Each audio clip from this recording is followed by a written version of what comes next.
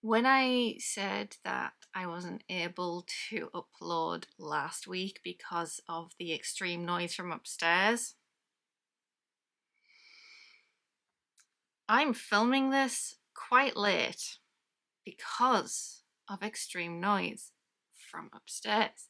And I'll be damned if I promise a double whammy weekend and not deliver.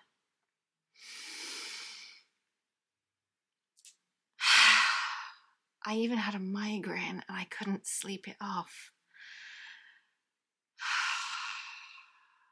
I've not had a good Sunday. Hi, Shell, and hello to all the other wonderful weirdos witching. Don't you dare start up again. So, Her Ravenous Waters by Andrea Stewart. This was quite a fun revenge story. Kind of fun. We get a lot of trauma with this story. We follow a witch that was created by a river goddess. Every time I hear a noise upstairs, I keep thinking, it's going to start up again. It's going to start up again. Right, so I'm not sure how you pronounce it, but Mahi? There's a random I in there that my dyslexia doesn't know how to go about pronouncing the name of this river spirit or this river goddess. But we're following Jian, who was killed by her husband, who was very abusive. And it even follows the typical, when we do get the details of it, we get the typical abuser behavior of he was sweet and romantic at one point, just from her remembering the touch of his hand on her lower back and being like very considerate.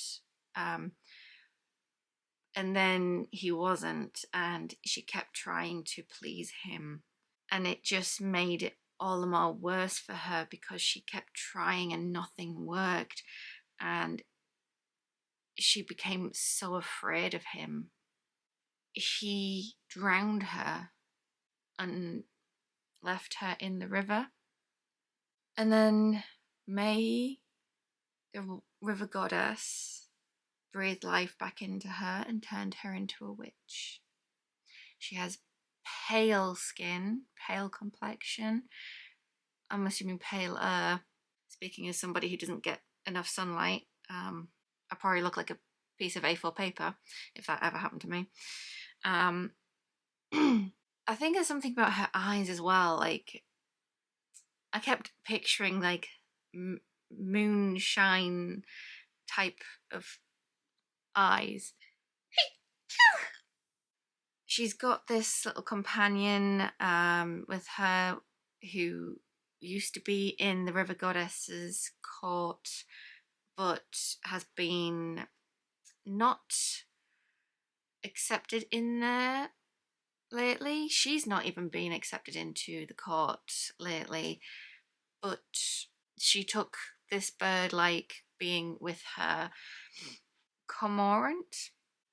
So the word cormorant is used. I have never seen it before, so I don't know if there's any connotations there for anything, but yeah, she's got this cormorant with who used to be part of this river spirit's court. I keep saying spirit, goddess.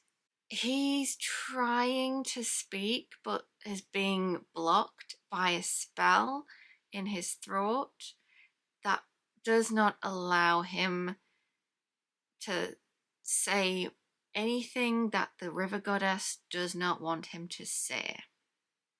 So that's already sinister. That is so sinister. And it gets even more sinister because when the river witch comes home, there's this concubine waiting for her, this young woman whose family is in trouble, and in order to make everything better, they're selling her to a man as a concubine. So she's asking this witch for some protection spells or a protective amulet. And so she allows this woman, because normally she doesn't do spells for humans, it's usually those that are members of the river goddess's court. And so she allows it because she knows what it's like being at the mercy of a man and suffering for it, dying for it. And as the about to be concubine woman explains the situation, that it has been noted that this man is known to be horrid to women, that even he beats his wife, and there is rumors that he drowned his ex-wife. The witch stops at that last bit of detail dropped and realizes she's about to be sold to her ex-husband. And in that moment, she asks the questions about it, and she does so a bit too sharply. And unfortunately, the air in the cabin changes, and it spooks the woman, and she runs. She flees too quickly to get A, answers, and B, to finish the amulet and take it with her. After all, she did leave an offering of, I'm assuming, fresh parsnips. Bit more than just parsnips, but she brought an offering to buy a protective spell to help with the fact that she's about to be handed over to an abusive man. And she didn't even get that much because she got spooked. The next thing the witch knows is that the river goddess has paid a visit. She's now in the cabin. I think it's a little unclear if it was the witch that was spooking the young woman to flee, or if it was the presence of the goddess because of the wind that came through and suddenly she's entering. Yeah, so that was a little unclear, but I'm sure that it was just my dyslexic tired brain. It's been a week. I'm not sleeping well, so details are very my brain is dropping them like they went through a sieve. Yeah, not great. But Goddess is asking the witch for her blessing to take her power to use to divert a river and flood the town, because the people of that town have forgotten her and her might and haven't offered a sacrifice in so long. And so she says yes in that moment, and they agree to do it or that evening. And when the goddess leaves, her little bird friend, Cormorant, he speaks, "You deserve your anger." But Mahi is also angry, but the spell confines him to not say much more. He does say you also need to honor your pledge, because what do you want? And the witch is like, I want fairness, I want justice, I want revenge. And he says, if you want fairness, you need to honor your pledge.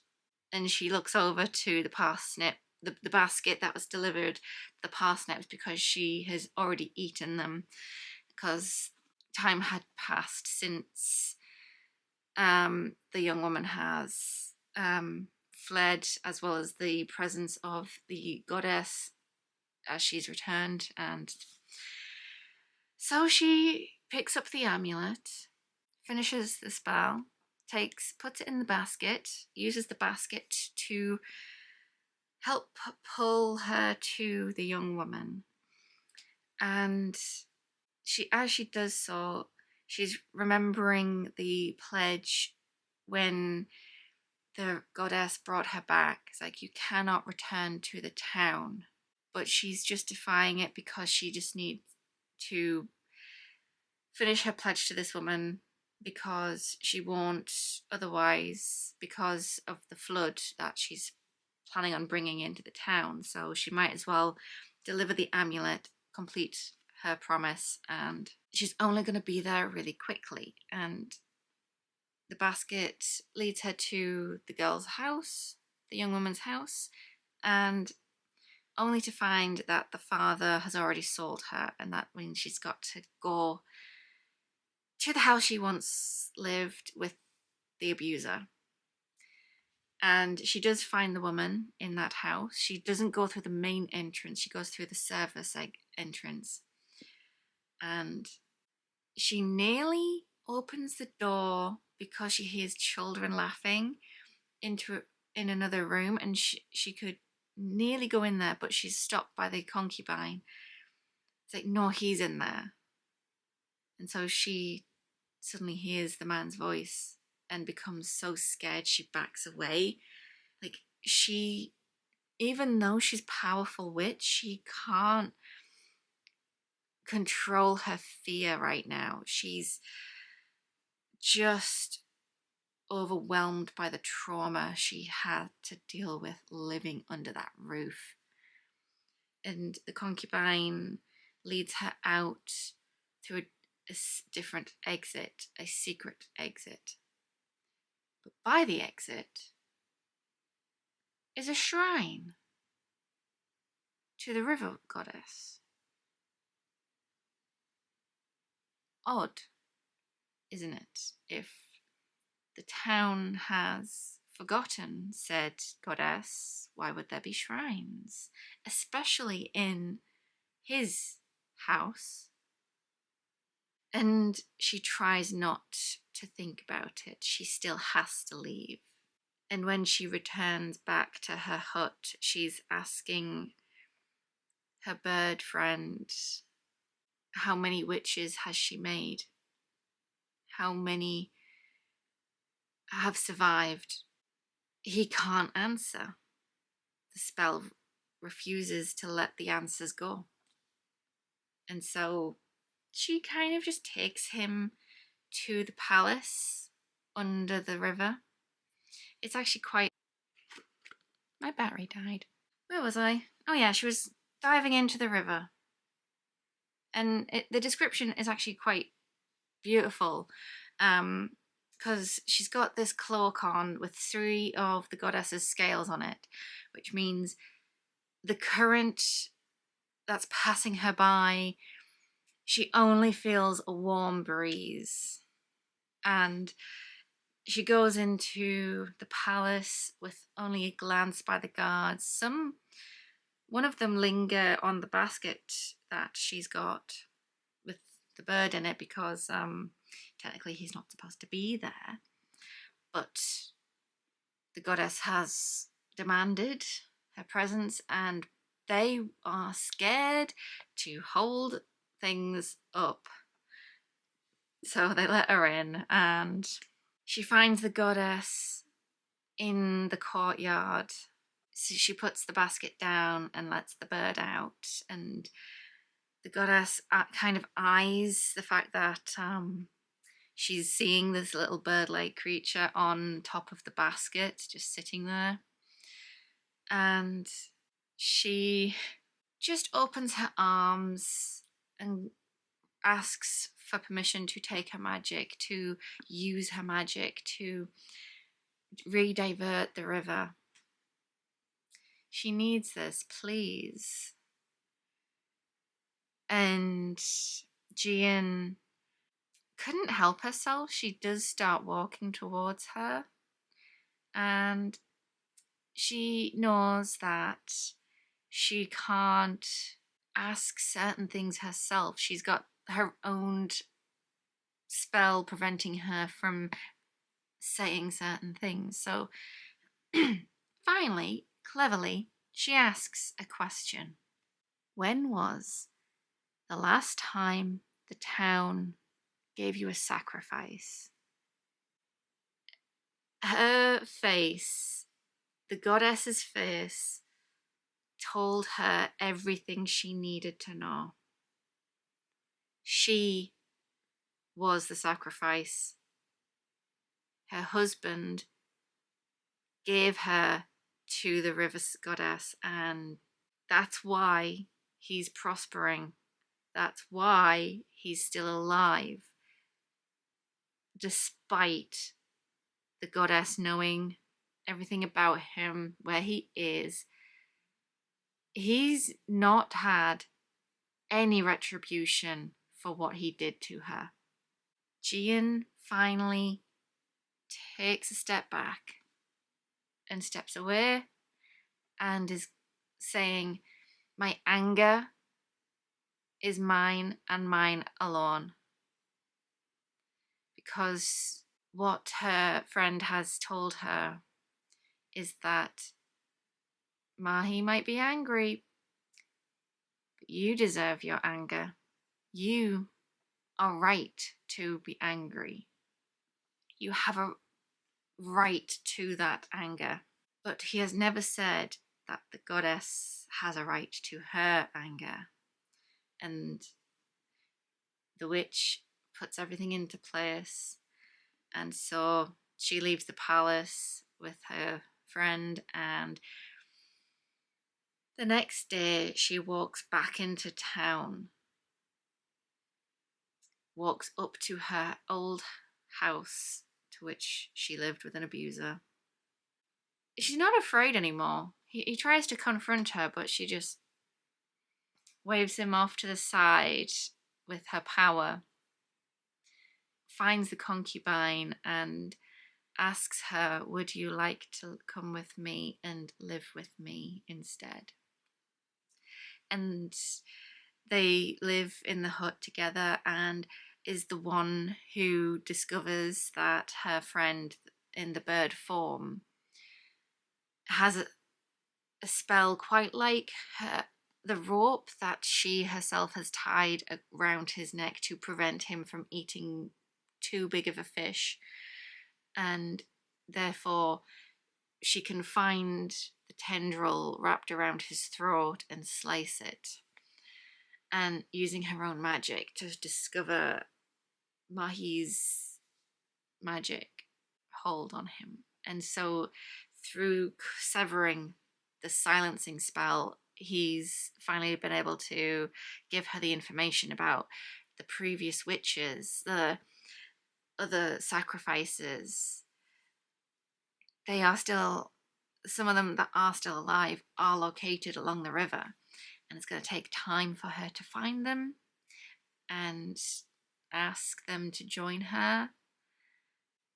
It's setting up something. And when he comes to let her know that Mahi is angry because she knows what this witch is doing or about to do, she's just like, I know, and I am angry too, as she presses on to go find these witches. And it's kind of calling upon how some women do, like, they just don't help women who are in dire situations because it benefits them, and so they kind of just use that, and they're not helping the situation. That's what I got from the story. And the people who she confided in when she was alive, they didn't help either. And she was just like, these people deserve to be flooded. These people deserve to be drowned like her because they did not help. And it's calls upon what we know from abuse. It's like we do need external help. And that's what this witch is able to provide, this concubine, this person who came to her for help. She has gone and offered it properly after realizing what she really does need to do. It would be nice if she actually went and killed the husband, but unfortunately, but I think that's on the to-do list, because even in the text, he does not deserve a quick death. He deserves something slower.